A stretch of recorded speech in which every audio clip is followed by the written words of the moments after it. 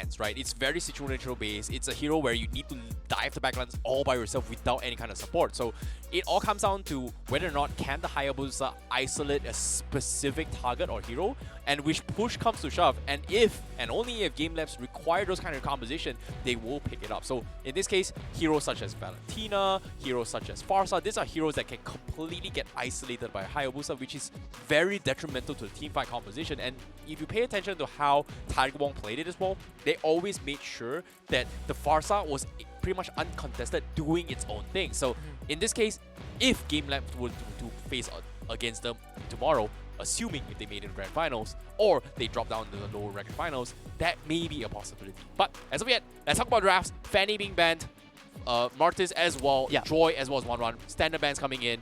But PBN Strike, what's their final ban going to be? It's one of the few times that I'm happy to see the Martis ban out, because I want to see a bit more diversity in the jungle, right? It's always been Martis, Fredrin.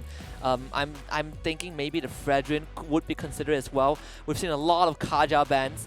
PBN Strike, I wonder if they would consider the Kaja ban as a Kaja ban in this first phase, because on blue side, it really feels bad if you have to first pick a Kaja, right? It's always a red side thing. Well, more of a red side thing.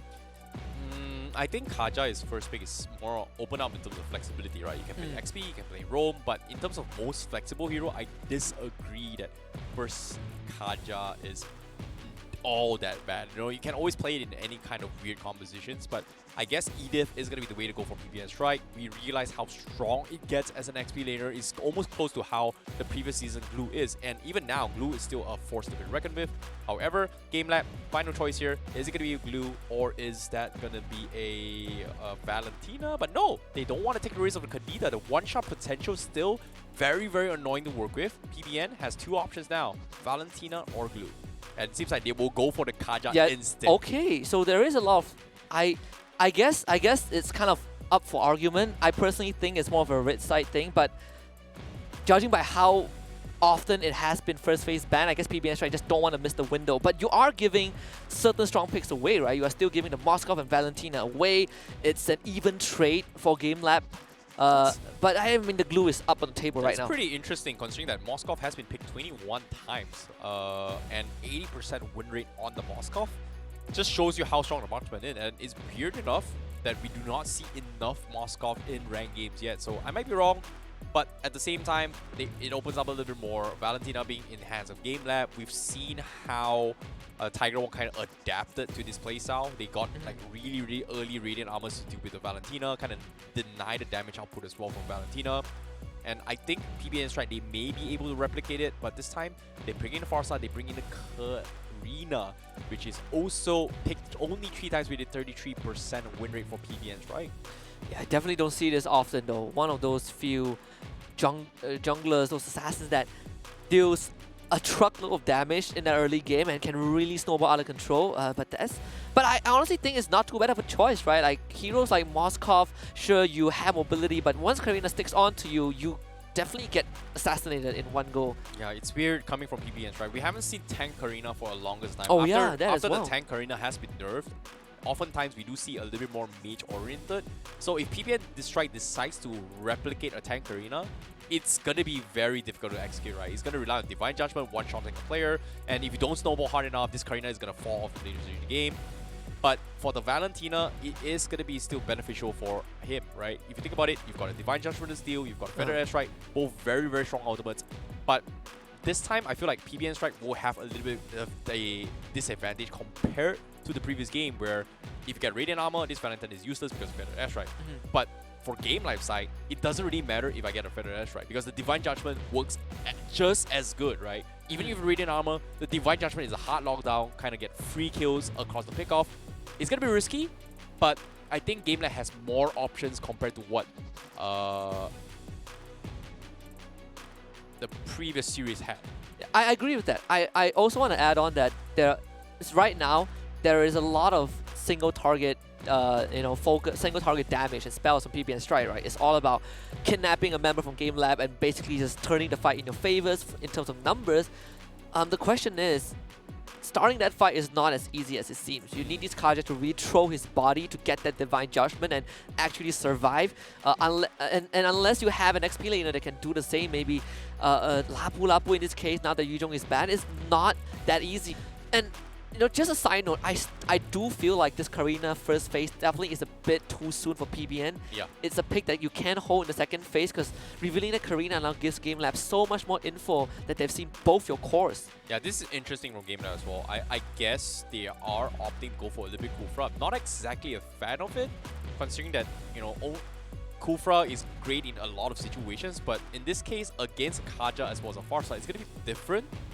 Just because of the fact that Kufra does not have early sustainability against the burst. But I might be wrong. If he goes for Molten Essence, yes, he's not going to be able to sustain. But if he rushes a Radiant Armor, that's going to be a little bit different as well. 3 mages coming from PBN Strike. Whereas GameLab, they've got a little bit more options. But the final pick here from PBN Strike, they are bringing the Marsha as well as the Cloud. Marsha for split push pressure against the Glue. Pretty decent.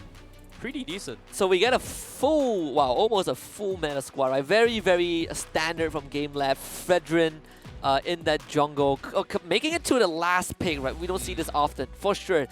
But PBN Strike, I don't know what to feel about this, and not in a bad way. It's just, we don't see this often. I believe it's our first time. We get the Karina jungle, we get the Masha XP lane. How is this going to go? I mean, it's going to be difficult as well, but based on the bans here, it seems like PBN Strike, they want to play around the Claude as well as the Farsa. The Lolita is to deal with the Claude.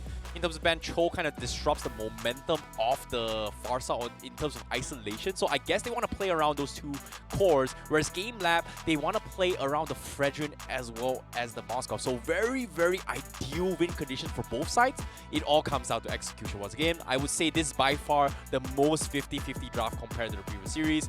And, you know, winner takes all, I guess. Yeah, we expected very different drafts, different approaches to the game, and we get it. We get PBN Strike on one end, just Masha, Karina, a lot of split push, they get the Kaja, and for GameLab side, very standard, very textbook draft, a lot of those meta heroes coming through game one. This is going to be very interesting, right? Because again, attention on that goal laner. Well, we've pretty much having 2 Indonesian teams in the top 3 with GameLab being the last Philippine team so far. Is going to be a lot on the line here, especially coming from both sides. PBN Strike. Now, Bloods getting a little bit too much harassment. Yuktz and Dogman already in a position to make sure this Cloud does not have a good time. Cloud going for the average to get a little bit more sustains. But with all this harassment coming from GameLab, Bloods is going to have a very difficult time trying to soak and build up those average farms as well. And you can see Yuktz going a lot of harassments in as well. Leone now getting chased off, and there's no way he's going to survive this. They flicker forward, they expect to get the kill, but Leone will survive. Could not find the angle for Blood and Zai to get the kill as well. Dogman also here to provide a little bit more vision control. They're calling Takenaga as well to try and punish, and now they get the catch on this Karina, taking a little bit more damage. However, it's not going to be enough as well. Yuktz also going to be harassing Bloods and Zali. Now, in a little bit of awkward spot, they farmed up the gold lane, but there's just so much pressure in the gold lane right now. But Yuktz, he gets the jump, the outplay, he gets the kill on towards the marksman. That is a huge lead for Yuktz now. Why would Bloodhound walk up? I mean, there's no reason for him to do so. You're in the safe hands of Rizzo, and right now, I don't think PBN Strike can even get a return. Maybe Aizawa would go down. Good catch from Rizzo. He needs a bit more though. Dolman, the next on the list, forced to flicker away. Takenaga, this guy has that ultimate. You gotta be careful. No combo points yet. Gets the taunt off Rizzo. Gotta make it out. Gets the return kill and the Moskov ultimate. Unable to kind of spear Rizzo. Oh, mistakes were made coming from GameLab. Dogman just finding so much opportunity. But like you said as well, Takenada could not find those charges to actually go for the appraiser round. So that's going to allow Rizzo to actually scale the ban. And things would have went either ways if Rizzo wasn't able to get this kill, right? Because if GameLab was able to get those kills, that means Yuktz is going to be scaling pretty hard. So that's fortunate enough for PBN Strike that they are able to get this early lead, which Rizzo needs to do. And hopefully it's going to be able to transcend into a snowball. Top Turtle completely ignored from both sides. Nanami and Xbox can't exactly get out of this fight. So it's going to be a pretty wet noodle fight. Whereas GameLab, they've got a Feather Airstrike. And this time, Turtle is going to be started off as well. PBN Strike not looking to contest this at all. This is the dream opening for Rizzo as a Karina. 2-0, no depth, and you get to kind of get a mini snowball rolling, definitely a level ahead of Takenaga, but there is a lot of responsibility on Karina to really keep it going, and your silence aren't necessarily the best to set it up. You rely a lot on Leone to get that Divine Judgment off. Yeah, Rizal now looking for the Clock of Destiny purchase build as well. He's got the Blood Essence, so that is going to be giving him a little bit more energy as well. I think prior to that fight, he was able to get a one level advantage and the HP to actually sustain through the upcoming fights, and hopefully it is going to be enough. But now you do see a catch coming in for Dogman. They do pick off the Kaja.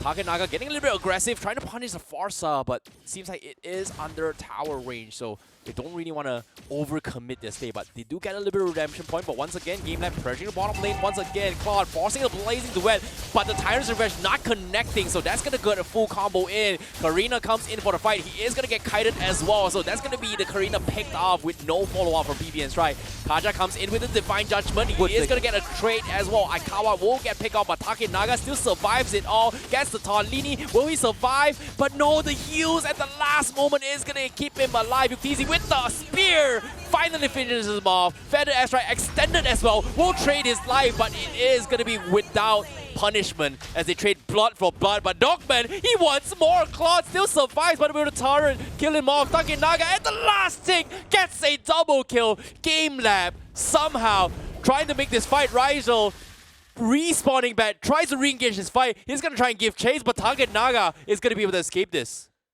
Prolonged skirmish down bot, and GameLab still coming up with a bit of a mini victory. Blurs Anzai having a very, very tough start. Just complete shutdown by Yuktiti, zone out in the lane, and Dogma's pressure on this Claude is insane. And I mean, they're also waiting for Nanami to really start a push going, but unfortunately her boss is not giving him the chance. PBN Strike able to find a bit of space to really slow down the game, but again, you are waiting for the Divine Judgment. Leone needs to get a catch. Oh, what is going on in this bottom lane, man? Yuktzi already having his corrosion scythe. He's going to do a little bit more too much damage. EHS first item coming for Blonde Anzai, but middle lane, they get the diver on towards Aizawa. That's huge for them. They called in Xbox so Voss to join the fight. They are going to go for the stick. They get the catch onto the side as well. They get the chain stun on Rigel. 2 deaths in a row on this jungler means it is going to help them scale into the turtle, but it seems like the fight is going to go up a little bit long. Lini getting kited with the crew for a bouncing ball, and that's going to be another one that falls, and GameLab takes 2-0. So much crowd control from GameLab. Rigel could not move at all. Turtle pretty much in the pockets of GameLab, and a solo kill happens in the bottom lane. Blurs Anzai absolutely decimated. 1 and 3, all in the hands of Yuktzi. Oh my goodness, Yuktzi getting the second item power spike as well. Golden Staff as well as Courage inside. That's pretty huge. Middle lane, Feather Airstrike being expended. Takenaga going for the back lines. They get the chain CC in. They pick off the Farsa. And Rigel gonna be there to say hello, but at this point, he's just so underfarmed, and it's gonna be very difficult to do so. Nanami having the golden star, but Aizawa with the stolen Divine Judgment pulls him back. They want to prolong the fight, but guess what? Lini turns the favor, tries to pull Dogman in, but Lini almost losing his life means that they will be forced to reset this fight, and GameLab getting full map control for top side once again. You see the butterfly effect right now. Nanami, he's gonna see Dogman, but let me just cool fry, just heals up with the passive. This butterfly effect is going to cascade, because if you're losing the map so fast, Nanami cannot do his job. And now he's going to get gone on by Dogman. Captain placed by the bouncing balls. Yuktzi going to work on that top tier 2. No one can contest this Moskov right now. Nanami, you can only tank up so much. You clear the way, but Dogman is here. And then ultimate to pin Leone into the wall.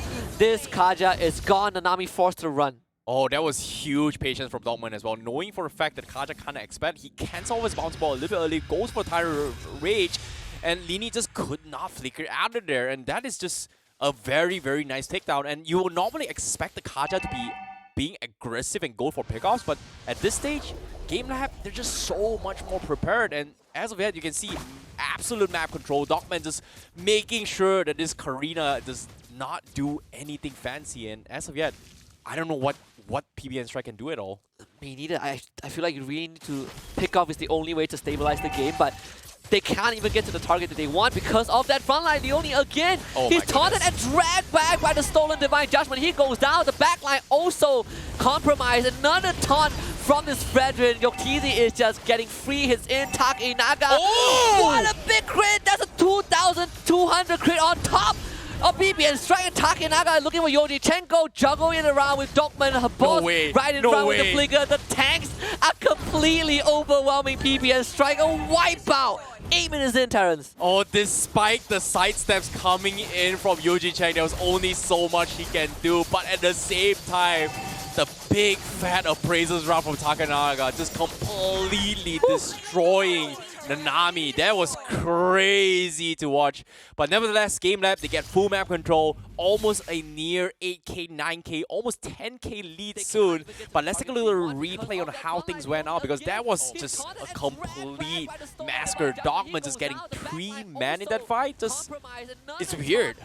As a Fredrin main, this is something that I love to see. I mean, just big great sword on top of target's face. And of course, I mean, GameLab getting that absolute wipe is something that was bound to happen. But with this lord in hand, this game is pretty much done, honestly. I don't see a way that PBN Strike can come back unless GameLab runs into the fountain.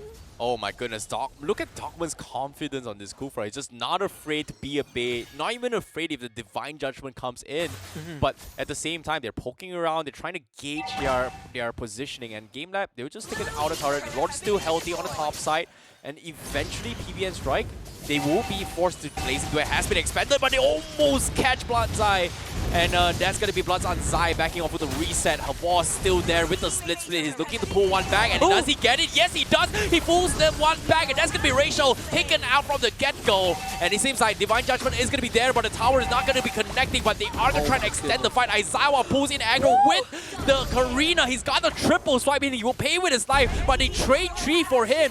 Absolutely worth it. And now with the Lord crashing the top side, PBN Strike, they don't have the numbers. They have to throw bodies, find a 2-man. It's up to the Masha. He's dropping like fly, but then look at the back lines. Yuji Cheng getting focused on by GameLab, and the Crystal exposed. This is going to be GG well played for GameLab as they take game 1. We have a speed run today, Terrence. Every single game has been 10 minutes.